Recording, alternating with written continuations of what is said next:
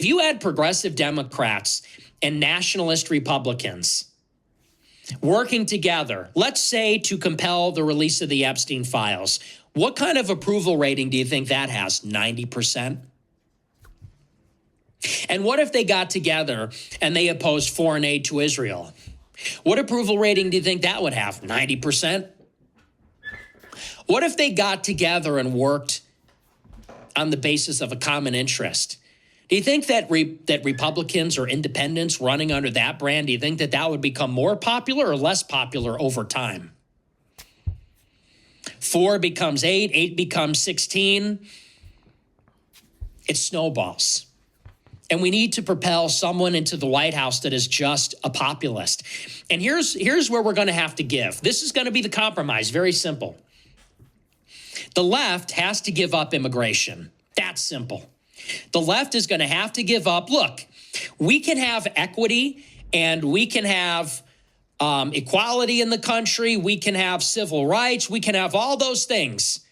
But we have to close the damn borders. We have to close it. Too many illegal immigrants. Too many legal immigrants. That has to be the compromise. The left has to give on immigration and the right has to give on the free market. If the right can come down on health care and on a social safety net and maybe on some subsidies for education, and if the left can come down on the anti-white open border stuff and they can agree that we have a country, that party will win 90% of the vote and rule for a century. That's the compromise. That's the populist compromise. Why is it that for the left, it's like they don't even care about anything else. It just has to be open borders. And on the right, it's like they don't care about anything else as long as it's foreign aid to Israel and war in the Middle East and war with Russia. That's the kind of program that we need. And that's what they're terrified of. They're terrified that the left and the right are going to come together on the basis of stop supporting Israel, on the basis of close the borders, on the basis of restricting money in politics and the influence of the oligarchs. That's what they're terrified of. So this is the blueprint. We have to build on this. I know my show is small. We talk about compromise a lot. Maybe some of the Groypers been sending Nick clips of the show because he's making a lot of sense today. So now he's talking about compromising with people because he has a group that got valid points. He's seeing that the other side agrees with some of his points, and he's saying, well, if we come together, we can do something about what I think is the biggest problem. Nick thinks the biggest problem is foreign aid. Not foreign aid, but foreign influence. And he's specifically saying foreign influence from Israel.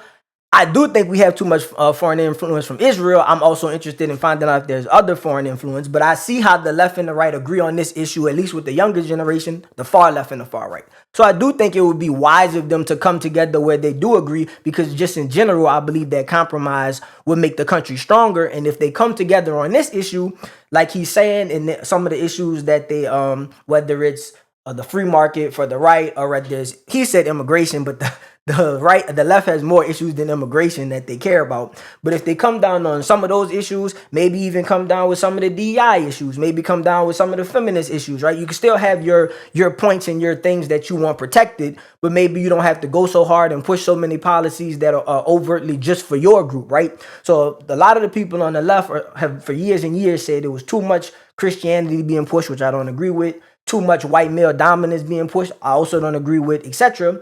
Those same points can be said about the left. People can say it was too much feminism pushed. There was too much, not just equality, but equity, right? So in terms of DEI, instead of just hiring the best person, it was starting to get to the point where they were saying, we have to hire a certain number of women. We have to hire a certain number of blacks. So what was happening and still is happening is you aren't always necessarily getting the best people for the job. Sometimes people are trying to reach quotas.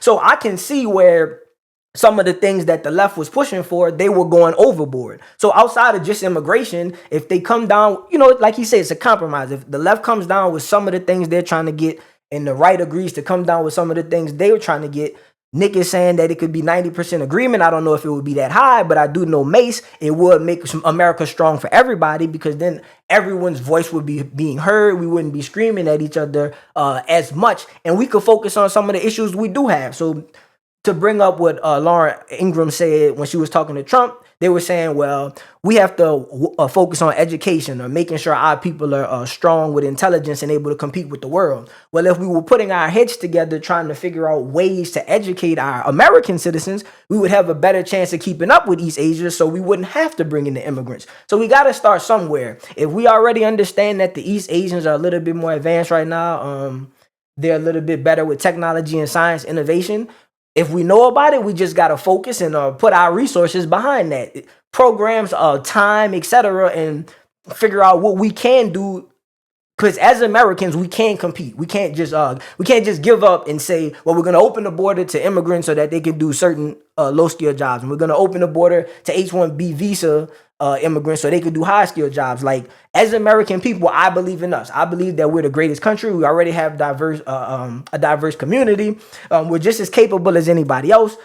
Over the last 100 years, we've made a lot of the technological advances, a lot of the military advances, etc. So we have a good history. We have a pride, right? I'm an American. I love being American. We've brought various values and cultural ideas to other places in the world. So we have a lot to fight for, and we also have a lot that we can offer the world. So for Americans, that should be our main focus. I'll go into the next clip, but just want to say that this is one of the few times that I agree a lot with Nick. I'll say like 80 to 90%, maybe 100%. He didn't really say anything that I disagree with. Yeah, so for that clip, I pretty much was in agreement with him 100%. If you like this video, please smash the like button, comment, and subscribe. New shows airing Monday through Thursday.